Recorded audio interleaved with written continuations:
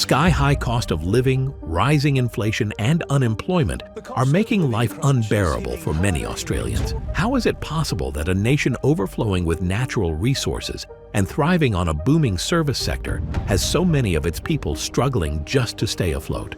To understand Australia's economic struggles, we'll look at the data, reveal the problems, and trace them back to the policies and decisions that shape the economy. By the end, you'll see the bigger picture and what it means for Australia's future. When we look at Australia's GDP, short for Gross Domestic Product, the total value of all goods and services produced in a country, we see a typical annual growth pattern disrupted by a sharp downturn at the start of 2020, which was a natural consequence of COVID-19. But because of their zero-COVID suppression strategies, lockdowns were phased out by October 2021. This allowed fast recovery for businesses to reopen again and curb the unemployment rate, which was at a peak in 2020. On paper, these stats look great. The GDP is going up and the unemployment rate is dropping. But the reality behind these numbers is exposed once you factor in one important thing: the rising population. According to the Australian Bureau of Statistics, Australia's estimated resident population was 26.6 million people, which comprised 18.5 million Australians and 8.2 million migrants. In 2022 to 2023, the number of migrant arrivals increased to 737,000, up from 427,000 the year before, which is an annual increase of 73%, the highest increase in Australia's history. From these numbers, we find that most of them are international students and temporary skilled workers, the kind of people Australia needs. At the same time, these migrants contribute significantly to the rising inflation, but more on that later. After we divide the GDP against the rising population, we get to see a GDP per capita of $64,711 in 2023. So while Australians are shining on the global stage with a strong economy, the effect is balanced once we factor in the ever-growing population. Looking at these stats, it is clear that Australians are currently enduring the longest per capita recession on record, following 6 consecutive quarterly declines and 7 declines over the past 8 quarters. Which begs the question, is it time for Australia to reassess its migration policies? To which Australian economists say, no way. In 2022, when 49 Australian economists were asked, what should the intake of permanent migrants be in the coming years? The majority said that Australia should aim for at least 190,000 migrants per year, up from the pre-COVID target of 160,000 per year. More than a third of those surveyed believe 190,000 isn't enough, arguing that a catch-up will show Australia is open to the world. Again, there's nothing wrong with bringing more skilled migrants to your country to boost your economy. The real problem is accommodating them. When we look at Australia's population density map, we find that about 22.9 million people are heavily concentrated in the eastern states. This population density, 2.8 inhabitants per square kilometer, is among the lowest in the world. If you're wondering why nearly 80% of Australia is uninhabited, some say it's because of harsh climates and lack of urbanization. There's nothing we can do about the harsh climates, but when it comes to lack of urbanization, this issue stems from slow home building. In 2023, there was a population increase of 651,200 residents and 172,725 new homes constructed. So if we do the math here, we find a shortfall of 88,725 homes, assuming a household size of 2.49. Ironically, a year before that, the federal and state governments agreed to an aspirational target to build 1 million new homes between the 1st of July 2024 and the 30th of June 2029. In August 2023, the National Cabinet agreed to update this to 1.2 million new homes after the federal government promised the states higher financial incentives for delivering more dwellings. That means around 240,000 homes on average would have to be completed each financial year between now and 2028 to 2029 to meet the updated target. But according to Master Builders, which is a building and construction industry association, their latest projections show that over the past 5 years, less than 930,000 new homes were commenced across the country, a quantum which is alarmingly adrift of the Accord's 1.2 million goal. While master builders blame the economic climate and the chronic shortage of skilled labor in the building industry, the slow approval rates and costs have also contributed. According to Danita Wan, the group's CEO, build times for these projects have blown out since the pandemic by around 20% from approval to completion, and costs have risen by around 40%. It's clear the housing crisis isn't just a small problem. It's a growing gap that's making affordable living feel out of reach for many Australians. But what if the issue runs deeper than delays and labor shortages? What if the real cause is a system designed to encourage investment, but one that unintentionally places the burden on the very taxpayers it was supposed to support? This is where things take a turn. The Australian government introduced a strategy so appealing that property owners could invest with almost no fear of financial loss. On the surface, it seemed like the ideal way to boost investment in rental properties. But underneath, it was laying the foundation for a much bigger problem. Imagine you buy a property hoping to earn some rental income, but the rent you're charging isn't enough to cover your loan payments and other expenses. In other words, you're losing money on the property. Naturally, this would discourage people from investing in housing, especially during a time when the country is dealing with housing shortages. To address this, the Australian government introduced a system through the Income Tax Assessment Act 1936 to support investors in this situation. This system, known as negative gearing, allows property owners who are losing money on their rental properties to offset those losses against their taxable income.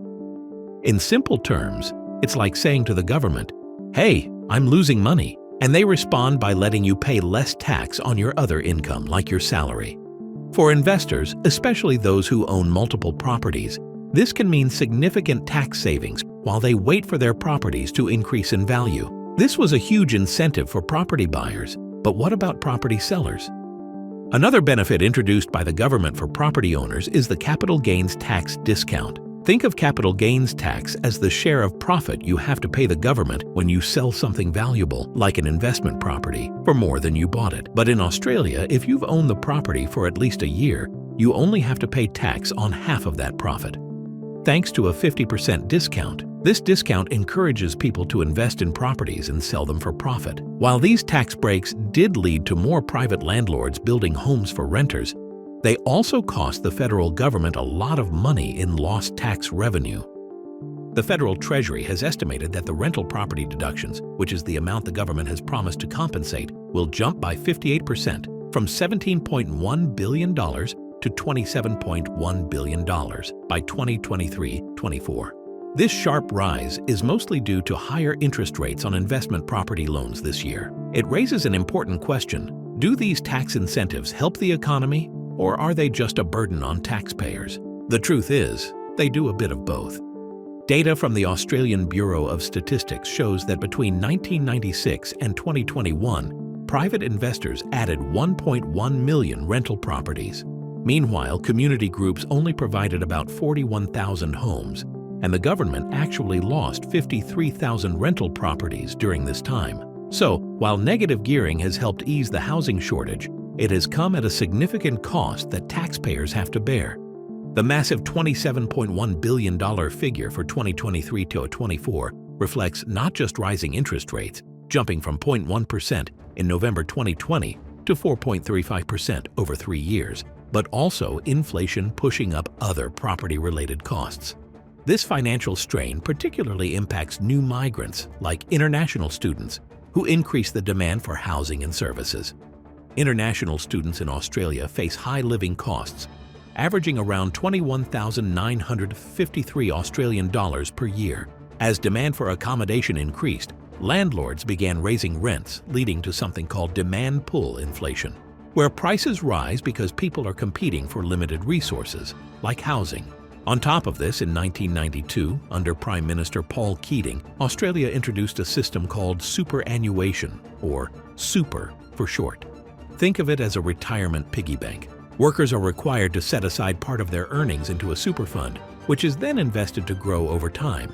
But here's where things get interesting. While most people use super to save for retirement, wealthy individuals can use it to avoid paying higher taxes. For instance, as of 2023, high earners could contribute up to $27,500 of their pre-tax income into super, which is taxed at just 15%, much lower than the top tax rate of 45%. This limit increased to $40,000 on July 1, 2024, and the benefits don't stop there. Once they retire, the money earned in their super fund becomes completely tax-free, making it an attractive loophole for the rich. One of the most profitable ways the wealthy use superannuation is through something called a self-managed superannuation fund, or SMSF. It's like a Roth IRA or a trust fund, which collects your money and uses it for investments. The only difference here is that you run the SMSF yourself, not some trust fund managers.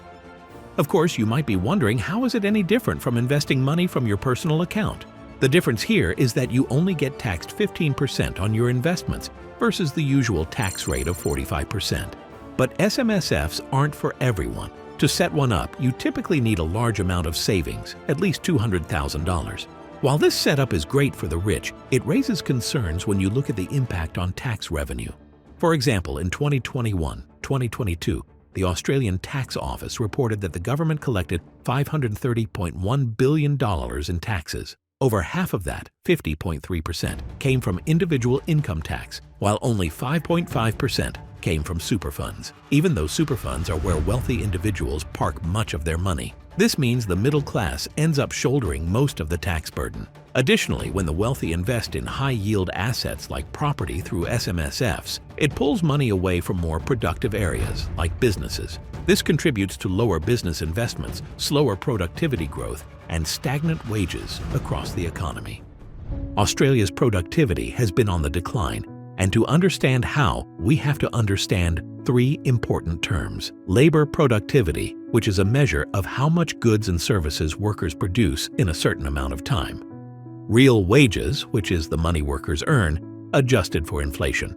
And productivity score, which is used to track and compare how productive a country is over time.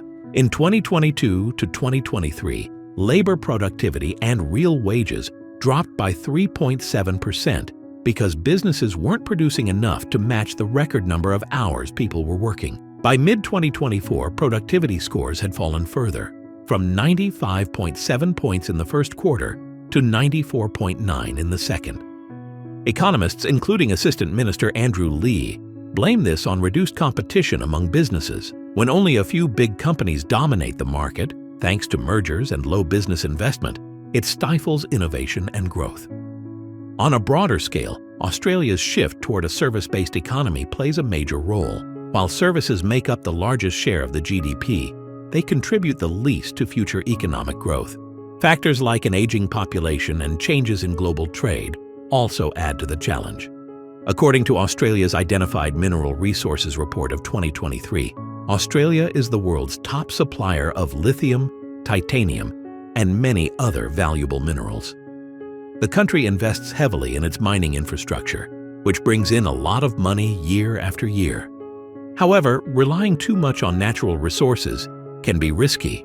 The Australian Conservation Foundation reports that about half of Australia's GDP, around $900 billion, depends directly on nature. This makes the economy vulnerable because prices for natural resources can be unpredictable, and global crises can quickly affect supply and demand. Also, relying on this sector doesn't create many jobs compared to other industries. As of January 2024, Australia's unemployment rate is below 4%, which is still lower than pre-pandemic levels, even though it slightly increased at the end of last year. Over 1 million jobs have been added since early 2020, with total employment reaching about 14.2 million by the end of 2023. However, many industries like healthcare, construction, and IT are struggling to fill job openings due to skill shortages. This isn't just about creating new jobs. Limited funding and persistent skill gaps are also holding back wage growth, leaving many workers without meaningful pay increases despite the growing economy. In 2023, wages grew by 4.2%, which was slightly higher than inflation at 4.1%. This marked the first time since March 2021 that real wages increased. However, over the past 3 years, inflation has been much higher than wage growth, reducing workers' purchasing power by nearly 5% compared to pre-pandemic levels. By June 2023, real wages began to recover, but the increase was so small that workers are still far behind where they were in 2020. If these trends continue, where housing becomes less attainable, wages fail to keep pace with inflation and middle-class taxpayers shoulder a disproportionate burden. The cracks in Australia's economy may grow wider, threatening the stability of everyday lives. The question is no longer just about GDP growth or resource exports. It's about whether Australia can create a future where every resident, from longtime citizens to new migrants, feels the promise of prosperity. Because if we don't address these systemic imbalances now, what's at stake isn't just an economy, it's the very essence of the Australian dream. If you think Australia's GDP per capita recession is concerning, just wait until you see what's happening in Canada. From skyrocketing living costs to rising unemployment, Canada's economy is facing some tough challenges. And despite some positive economic indicators, the reality is far from promising. Be sure to check out our video on Canada's economy for a closer look at what's really going on. See you there?